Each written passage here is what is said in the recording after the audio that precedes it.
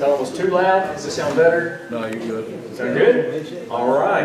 Well, folks, welcome to the Robinson Center. I'm David Ditch, and thank you all for coming out on a lovely evening. Everyone's here for ham curing, and I'm kind of excited about it. Been looking forward to this for several weeks. I think ham curing is one of those potentially lost arts.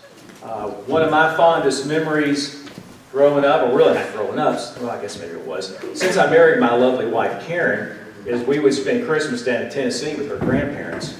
And the thing I looked forward to more than anything else was getting up to Christmas morning breakfast and having country ham, salt-cured country ham. I mean, that is lovely stuff. So good to see you all here tonight. Hope that you all will attend other of what we normally would call our Mountain Monday programs. This one happens to be on Friday, but our next event is February the 10th, and the topic is indoor photography. So if you are expecting to take pictures for some event here in the near future, a wedding, a graduation, whatever, and you'd like to produce better photographs, that will be a program you want to attend. Our instructor will be Steve Patton. Steve Patton is a professional photographer at the University of Kentucky. He conducted a photography class last year, extremely well attended. It was actually a 3-session program. This is going to be one night, but if you're interested, it's free. Pre-registration is not necessary. We like to know if you're coming, so we have plenty of room and space set up. But that is indoor photography on February the 10th. Okay, without anything more for me to do, I want to introduce our instructor for the evening, Mr. Ty Vack. Ty is our Breathitt County Extension Ag and Natural Resource Agent. And does everybody know Ty? Ty's a great guy. If you don't know him, you need to get to know him before the end of the night. All right, Ty, turn it over to you. All right. You going live? Check. They wired me up for sound here. Can everybody hear me? Yeah. This is the first time I've been wired, I told Anthony. Hope it's the last.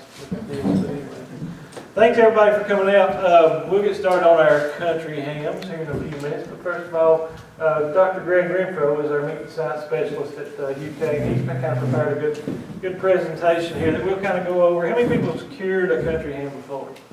So a few of you have. And probably a lot of you saw it done when you were small or talked about it with your parents or grandparents then. We may do it a little bit different than you done it then. I'm not saying what you've done is wrong. I'm just saying this is the way that we are supposed to advise you to do it. Okay? So, and also thanks to all my people that's helping me tonight, all the other people that work in the office with me. Thank them for being here and helping kind of behind the scenes and getting everything ready.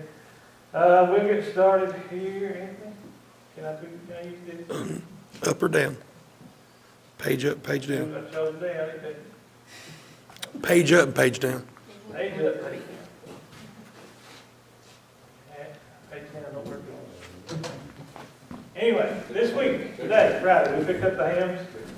This morning, actually we picked them up in Finchville, Kentucky, at Finchville Farms. If y'all have been in some of the grocery stores, probably in central Kentucky, you've seen country hams there with Finchville's name on. You'll be using the same cure that they use. They won't tell us what's in it specifically, but they did give us some for you to use. We'll first trim them. They'll weigh about 20 to 25 pounds. These come off of hogs. The live weigh about 270 to 300 pounds.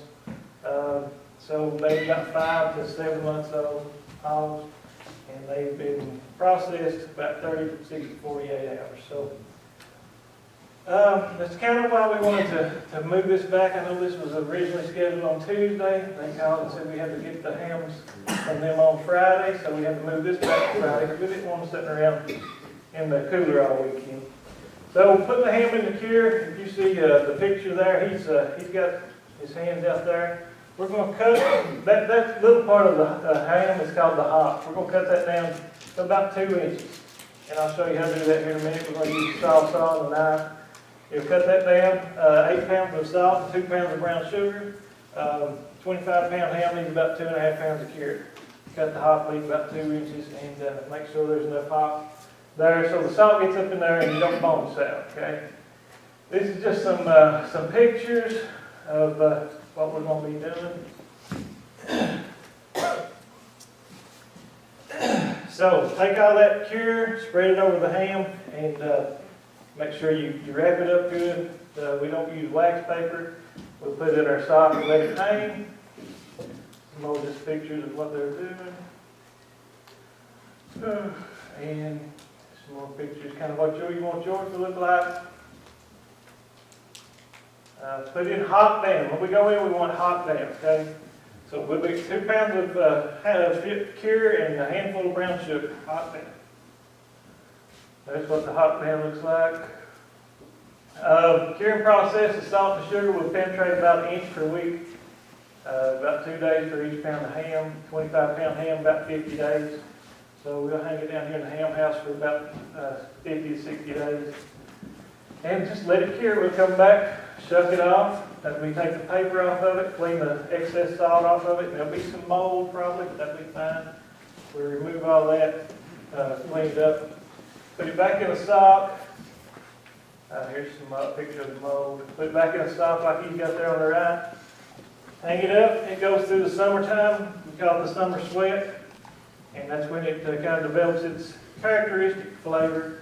And you may age one here at Quicksand and it be, taste good. And you may take it to Middle Fork and it may taste different. It's just different climates that give them the different flavor. If you choose to take it home with you, you can. We'd recommend you leave it with us. We do check on them every now and then. Here's some of the bugs and stuff that's prone to get in them. We kind of take some precautions against those here. That's what a bad ham would look like. These are ham mites here on this one. Some more just cheap flies and bugs there.